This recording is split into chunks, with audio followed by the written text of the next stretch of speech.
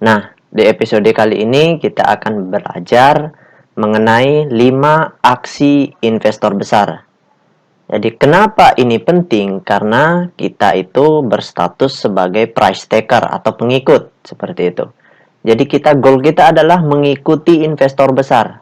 Jangan kita melawan investor besar, seperti itu.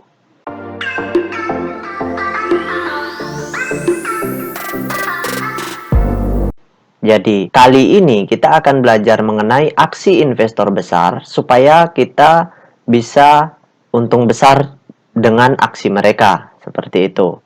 Nah, pembelajaran kali ini kita akan gunakan seumur hidup kita. Jadi, Bapak Ibu yang berprofesi sebagai investor itu akan menggunakan ilmu ini sepanjang hayat, seperti itu. Oke, kita langsung masuk ke materi yang pertama, yaitu aksi yang pertama. Nah, aksi investor besar yang pertama yaitu akumulasi. Nah, apa itu akumulasi? Akumulasi itu adalah proses mengumpulkan saham yang dilakukan oleh investor besar dari para investor kecil atau retail, seperti itu. Sederhananya, yaitu proses perpindahan kepemilikan dari banyak pihak ke sedikit pihak, seperti itu. Jadi mengumpulkan barang dari banyak orang ke satu orang atau dua orang saja, seperti itu. Nah, ilustrasinya bisa saya berikan di gambar ini. Nah, ini ilustrasinya ya. Nah, di sini ada 5 orang ya menjual ke satu orang.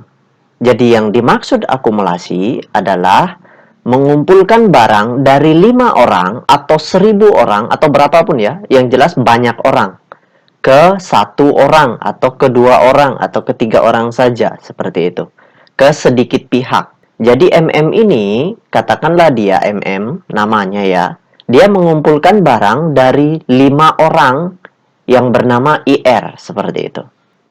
Nah, tujuan akumulasi apa? Tujuan akumulasi itu untuk mendapatkan kendali, mendapatkan kekuasaan, seperti itu. Nah, apa pentingnya kita memiliki kendali? Pentingnya adalah kita supaya mudah untuk menentukan arah harga dari sebuah perusahaan. Seperti itu. Jadi, tujuannya mengakumulasi adalah untuk menguasai supply atau memegang kendali. Nah, kalau kita memegang kendali, tentu mudah bagi kita untuk memutuskan kemana harga saham itu kita akan bawa, seperti itu.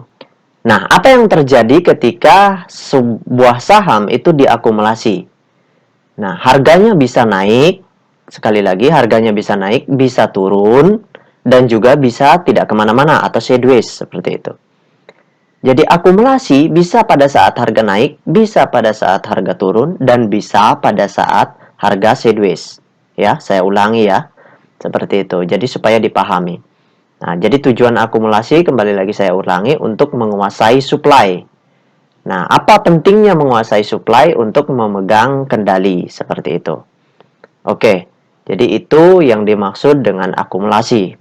Nah, kemudian yang kedua, aksi yang kedua itu disebut dengan distribusi.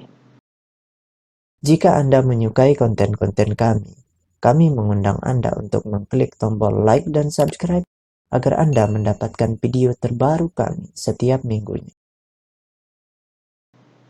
Nah, distribusi itu kebalikan dari akumulasi.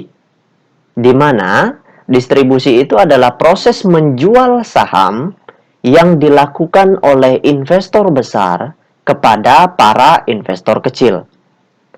Kalau kita sederhanakan, yaitu proses perpindahan kepemilikan dari sedikit pihak ke banyak pihak, seperti itu.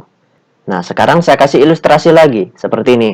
Nah, karena distribusi itu proses perpindahan kepemilikan dari sedikit pihak ke banyak pihak, maka di sini gambarannya seperti ini. Jadi katakanlah MM ini adalah satu orang gitu, atau dua orang atau tiga orang saja. Seperti itu. Kemudian dia menjual ke 6 orang atau lebih ya. Ini tidak harus 6, bisa jadi 1.000, bisa jadi 100.000 orang gitu. Jadi distribusi itu adalah proses perpindahan kepemilikan dari sedikit pihak itu bisa 1, 2, atau 3 orang saja, ke banyak orang, bisa jadi 1000-an, seperti itu. Katakanlah di sini kalau misalkan saya kasih contoh itu ada 6 orang gitu. Tapi realitanya di market itu nggak hanya 6 orang, bisa jadi 100.000 orang, 1000 orang, seperti itu. Ya, jadi ini yang dimaksud dengan distribusi. Nah, apa tujuannya di distribusi? Tujuannya adalah untuk mendapatkan uang. Seperti itu.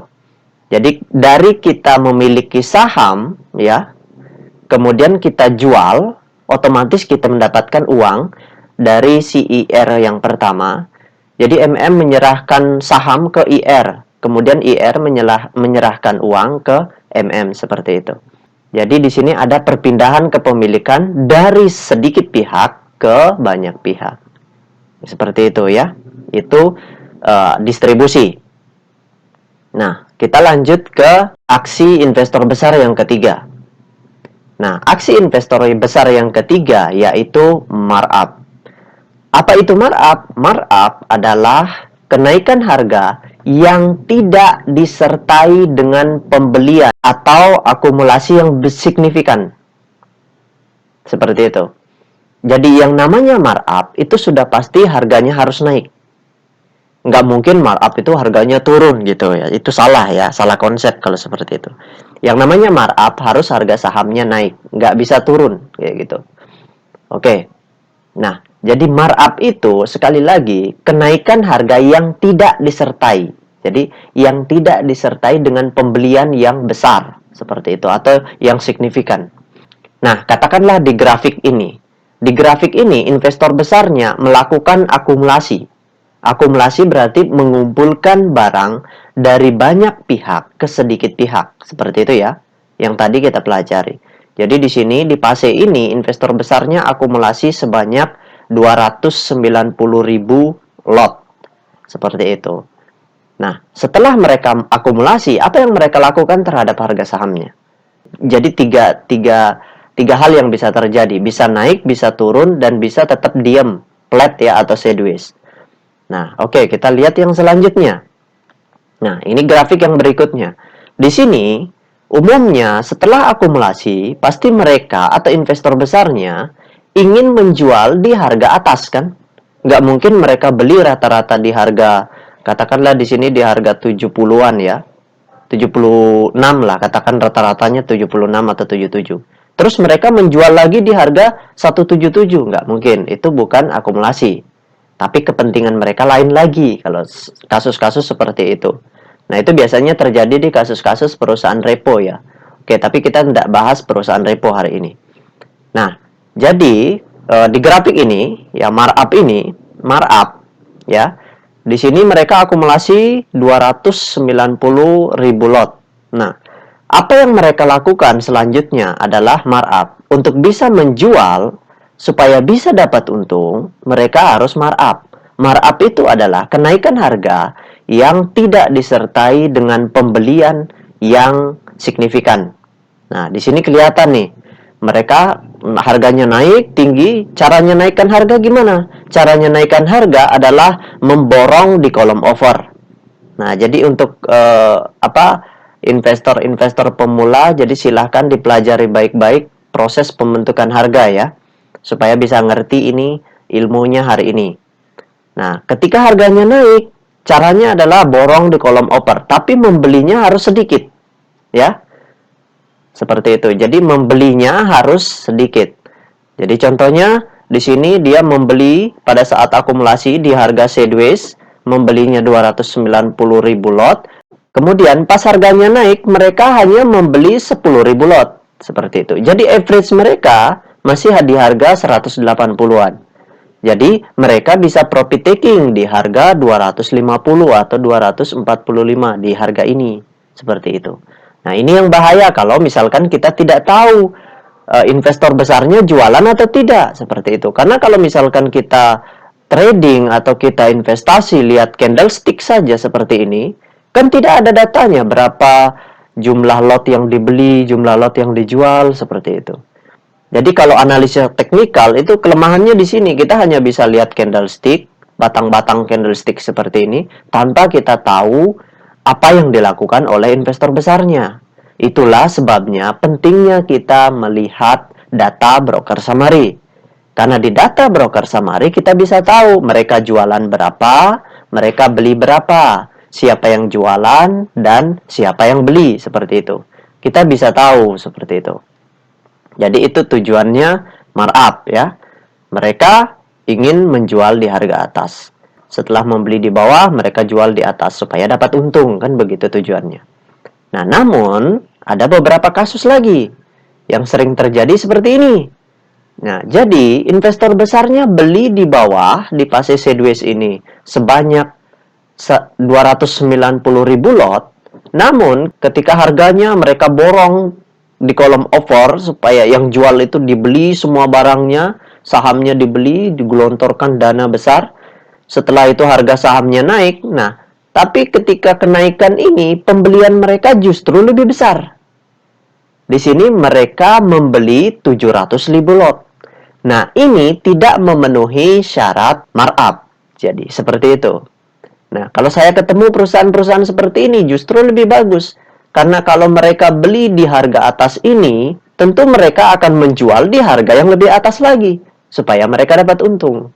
Seperti itu. Jadi ini sudah berubah menjadi big akumulasi.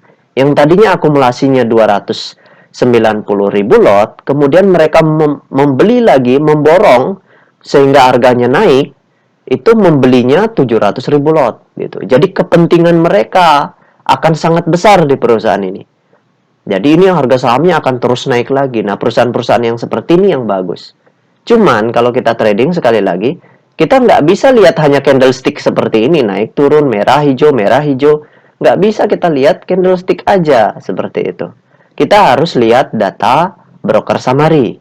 Karena di data broker summary akan bisa menggambarkan siapa yang beli, siapa yang jual, berapa banyak dia beli, berapa banyak dia jual, seperti itu. Nah, selanjutnya kita lihat markup kembali. Nah, markup itu terbagi menjadi dua jenis. Yang pertama ada bullish markup ya. Bullish markup ini apa? Bullish markup itu adalah mereka katakanlah di sini investor besarnya akumulasi. Ya, di sini mereka akumulasi. Ketika harganya naik, mereka terus membeli dalam jumlah besar. Nah, setelah itu kalau di harga ini mereka langsung jualan, otomatis harga sahamnya langsung turun.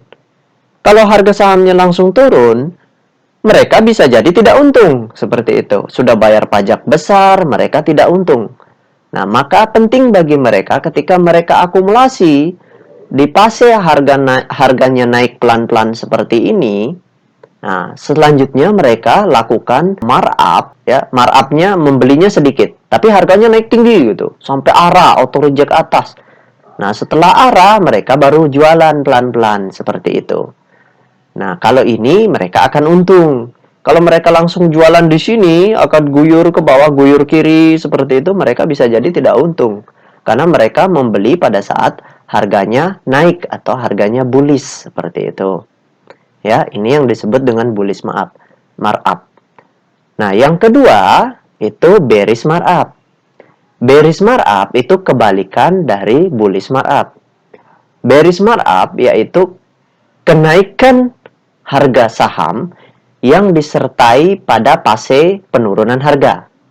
Jadi ketika investor besarnya sudah jualan ya, jualan di sini, mereka distribusi. Kalau mereka terus distribusi, kemudian harganya tidak ada yang naik-naik begini ya, naik pelan, turun lagi, naik lagi sedikit, turun lagi. Kalau tidak ada kenaikan-kenaikan kecil seperti ini, bisa jadi investor retailnya takut seperti itu. Nah, ini fungsinya adalah untuk memberikan optimisme terhadap investor retail. Jadi supaya mereka ketika naik gitu, retail mau lagi membeli, seperti itu. Setelah itu harganya turun lagi, didistribusi lagi. Mereka beli lagi, seperti itu. Tujuannya supaya investor retail tidak takut. Seperti itu, supaya mau melirik perusahaan ini kembali. Itu tujuan dari bearish markup, seperti itu. Nah, aksi yang berikutnya yaitu markdown. Markdown itu apa? Markdown itu adalah kebalikan dari markup.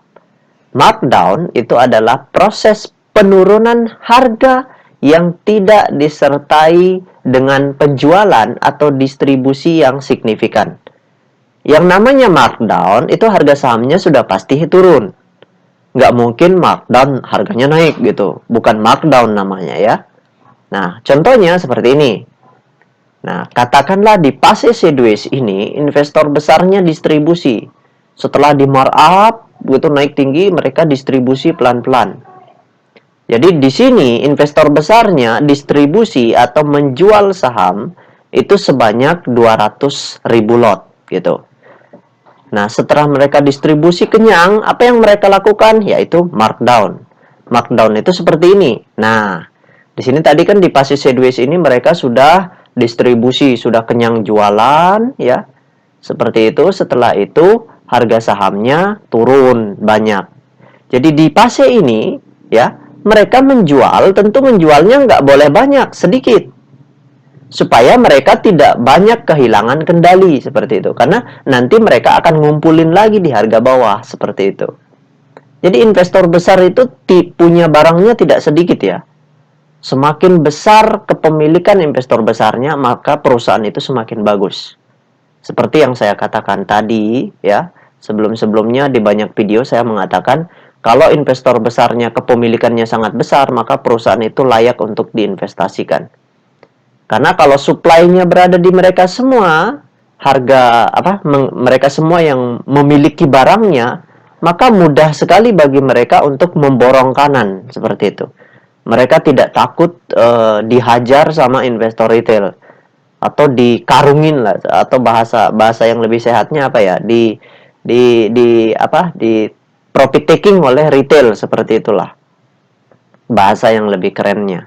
Jadi setelah mereka distribusi, mereka markdown, kasih murah harganya dengan menjual di kolom bid ya, mereka hajar kiri, mereka jual saham mereka, mereka kasih saham mereka ke retail-retail yang ingin membeli di kolom bid seperti itu.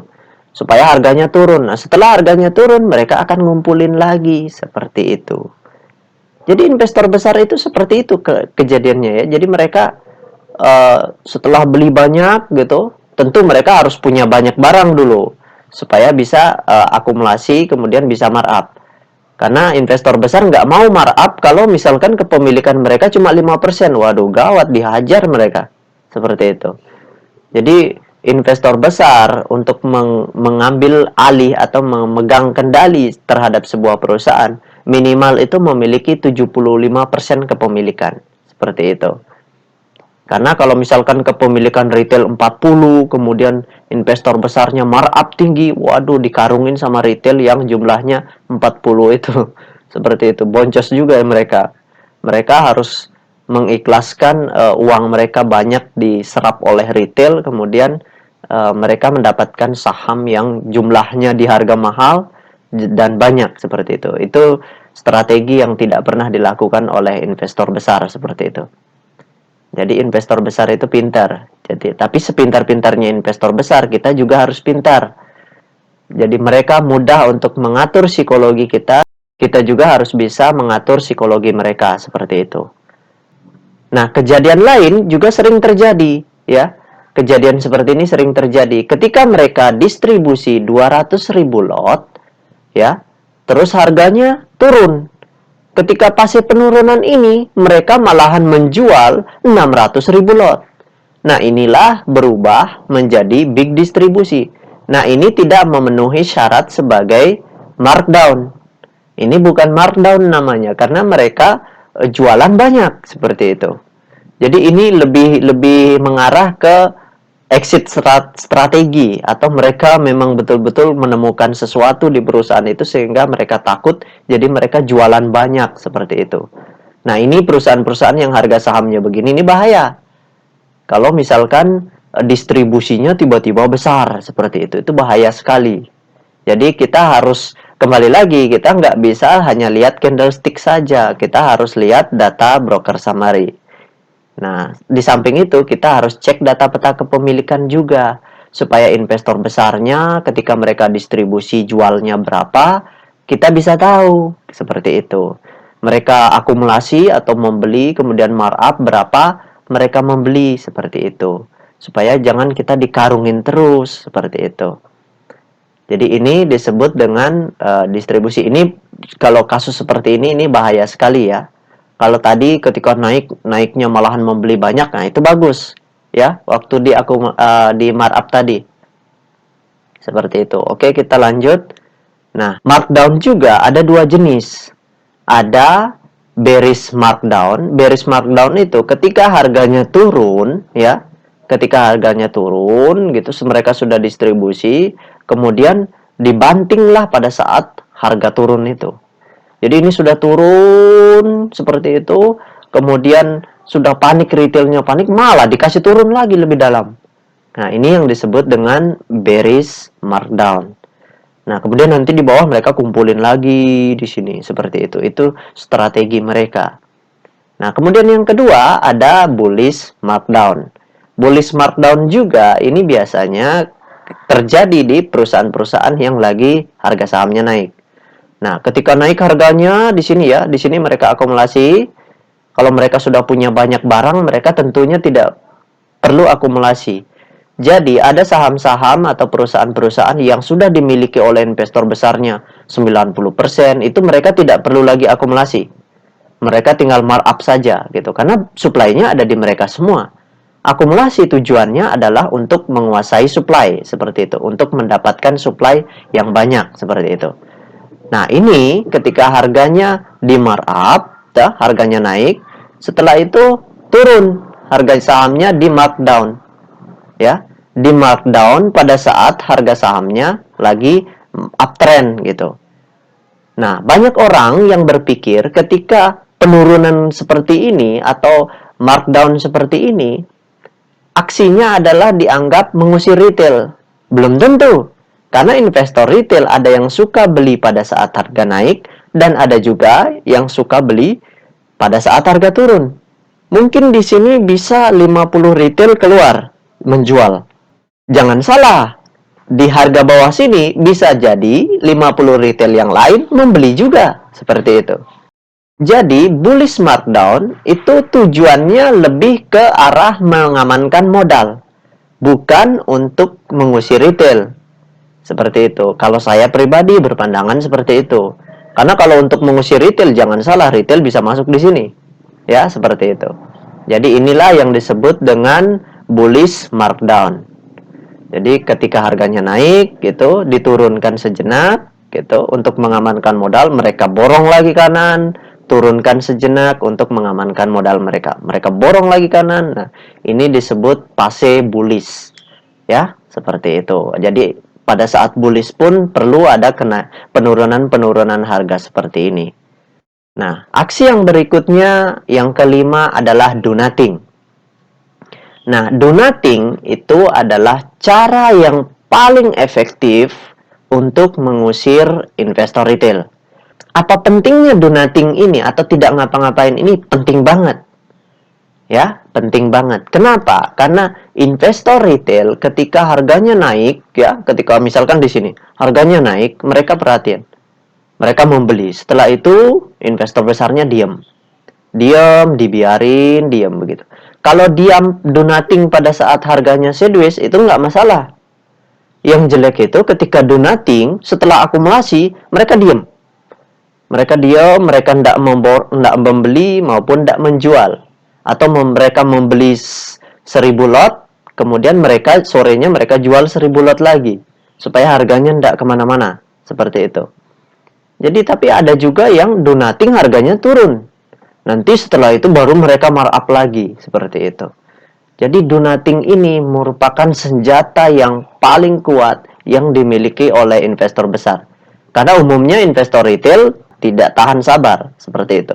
Saya pun jujur saya ingin cerita, di satu saham saya pernah membeli perusahaan real. Itu akumulasinya bulan 4 ya. Setelah itu mereka liburan kemudian markupnya nanti bulan 8. Jadi selama 4 bulan saya diistirahatkan gitu. Jadi mereka istirahat selama 4 bulan seperti itu. Tapi karena saya orang yang sabar, maka saya tunggu sampai harga sahamnya naik. Akhirnya bisa untung besar di perusahaan itu. Seperti itu. Nah, do nothing juga sangat penting bagi investor-investor besar yang mengelola banyak saham. Jadi investor besar biasanya tidak hanya memegang kendali di satu perusahaan saja, atau mereka tidak hanya menguasai supply di satu perusahaan saja. Nah, sebagai contoh, katakanlah misalkan grup Haritano. Nah, grup Haritano misalkan. Pak Haritano itu merupakan, bisa kita sebut dia sebagai investor besar. Nah, dia memiliki ada banyak perusahaannya sendiri yang dia kelola sendiri. Jadi seperti itu. Nah, Pak Haritano untuk mengatur perusahaannya, dia bisa saja bulan ini dia atur 2 perusahaannya, ya. Dia markup, kemudian naik harga sahamnya tinggi 2 perusahaan saja. Setelah itu istirahat. Setelah itu markup lagi perusahaan yang lain. Karena kalau misalkan kita investor besarnya itu secara kompak gitu, memarkup harga sahamnya, misalkan kalau misalkan investor besarnya mengelola 10 saham. Terus ke 10-10-nya di markup satu kali. Nah, itu butuh dana yang sangat besar sekali. Jadi kewalahan juga kalau seperti itu. Biasanya ganti-gantian ya. Habis bulan ini perusahaan ini, bulan berikutnya perusahaan ini, bulan berikutnya perusahaan ini. Jadi itu juga yang penting dilakukan. Jadi do nothing ini penting dilakukan oleh investor besarnya untuk fase ganti-gantian seperti itu. Nah, investor besar juga biasanya fase do nothing itu adalah fase yang digunakan untuk menunggu katalis baru atau menunggu pemberitaan baru, ya seperti itu. Kalau katakanlah investor besarnya dari investor asing, kita ambil contoh misalkan BRI. Nah, BRI kalau misalkan mau di markup sama investor asing, mereka butuh berita. Jadi di fase belum ada berita nih, belum keluar laporan keuangan, mereka istirahat dulu. Mereka tidak membeli dalam jumlah besar, tidak menjual dalam jumlah besar. Istirahat dulu, do nothing. Seperti itu. Pas muncul berita, barulah mereka markup. Setelah markup naik tinggi, barulah mereka jualan ke retail. Atau gambaran lainnya, do nothing itu bisa seperti ini. Jadi ini antrian bid itu sedikit sekali ya, sedikit-sedikit. Nah, ini artinya investor besarnya tidak ngapa-ngapain. Ini di sini. Jadi mereka diam, mereka tidak ngantri. Di sini juga di kolom offer juga begitu. Ini tanda bahwa investor besarnya lagi tidak ngapa-ngapain, seperti itu. Nah, itu saja 5 action investor besar yang sering dilakukan, yang selalu dilakukan, dan akan terus dilakukan, seperti itu. Jadi, karena kita sebagai price taker atau sebagai pengikut, mengikuti pergerakan mereka, jadi kita harus paham 5 aksi mereka. Baik teman-teman, semoga ini bermanfaat ya bagi investor-investor pemula maupun investor-investor yang sudah lama di bursa seperti itu. See you next time, salam cuan selalu ya.